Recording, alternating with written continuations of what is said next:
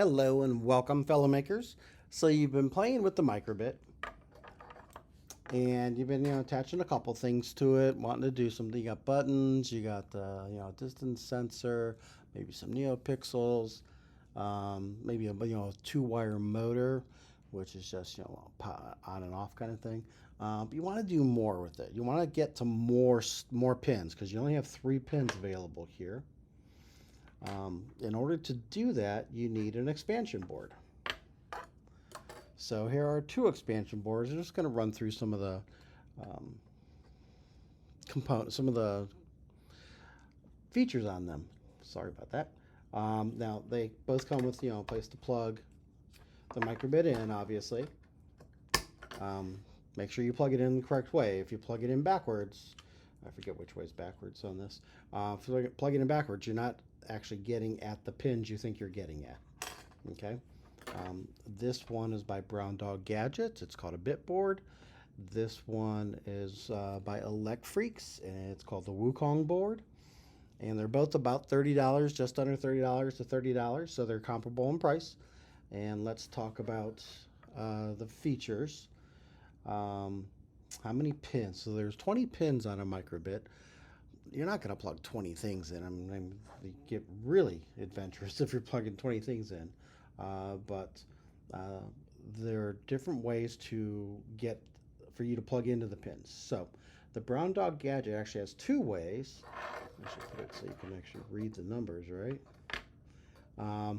They've got these holes over here, which are actually metal plated on the inside, so you could use alligator clips, or they have this thing called maker tape, which is kind of like copper tape, but it's better. And you see the holes, they are actually Lego size, so you could put some copper tape down like onto or maker tape onto the nubs, and then stick this onto the Lego, and it could attach to make that connection. I don't have any Legos, sorry about that. The other way to get at the pins, and they go 0, 1, 2, 3, 4, 5, 6, 7, 8, power, SCL, SDA, which are pins 19 and 20, ground, 9, 10, 11, 12, 13, 14, 15, 16, SCL, SDA, which again are pins 19 and 20, ground, power. 17 and 18 are never used, and I forget why. I think the microbits reserve them for something. So you can plug in pretty much all the pins there. You got some power options and some ground options. And then this is a 5-volt option, because some things need 5 volts. Powering this thing. How do we power this one? Oh, we power it with a battery, with a AA battery pack, or AAA, take your pick. But it's got a 2-wire connector. Just make sure you plug it in the right way.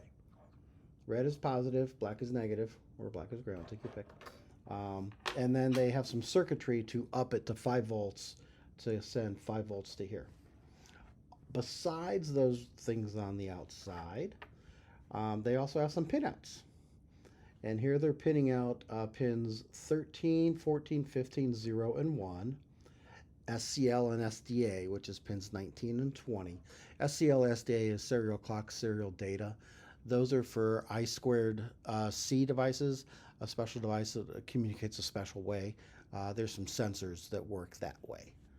And that's power. And then here are pins 13, 14, 15 again, and pin 16. But these are 5-volt pins. And so when you want to run like a servos run best with 5 volts. Some distance sensors are 5 volts only, some are 3. So there's some input-output devices that are 5 volts, and that's why you would want to use those pins. So it's got, a handful of pinouts. It's got every pin on the outside. It does 5 volts. That's an important feature. 5 volts is an important feature, I think. Now the Wukong board, they're both kind of working for Legos, and not working to go with Legos. Not actually for the Lego company. Sorry about that. So this is a Lego Technique thing attached to here, and it comes like that. But you can take it off if you want. So we can connect to some Lego devices, just like this. You know, these things are sized to connect to Legos to build stuff. So the Wukong board, again, plug it in.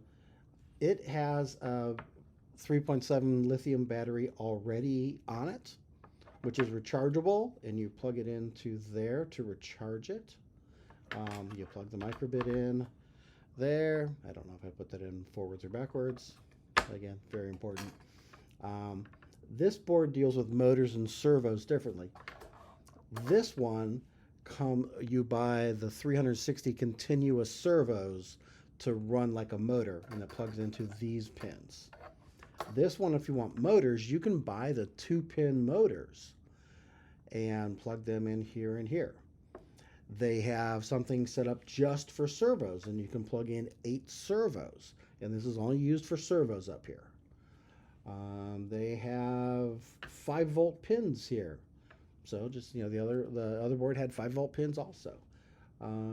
They have pins 19 and 20 on this black device here, so you need a different cable for this one, because on the other one it was a pin, on this one it's a socket.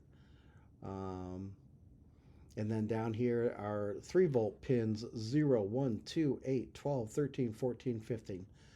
So they got a couple more pins than this one did out, but how many do you need, right?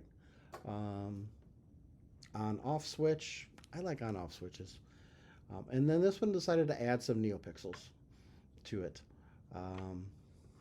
It also has underneath, you can't see them, some little glow LEDs for like mood environment. So again, it's got 5 volts, it's got pins 19 and 20 ready, it can do some motors, and it's got some NeoPixels added to it. Both the same price, so you think about what features you want. Let's look at, you know, coding them. Well, I always start with make code, because it's that block-based kind of thing. And for the Brown Dog Gadget ones, you don't need anything special.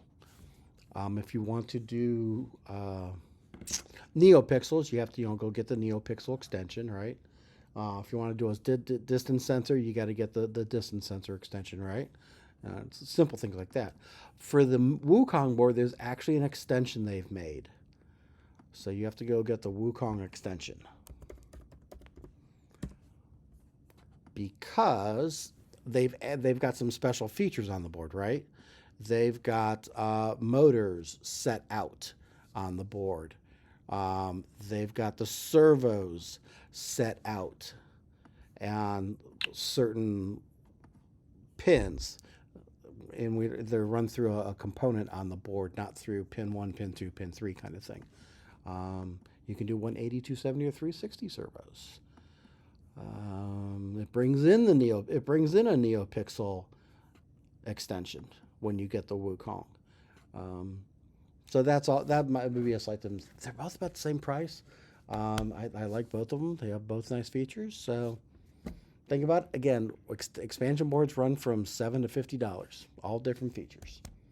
So where are they at? Well, here's Elecfreaks, and here is the Bitboard.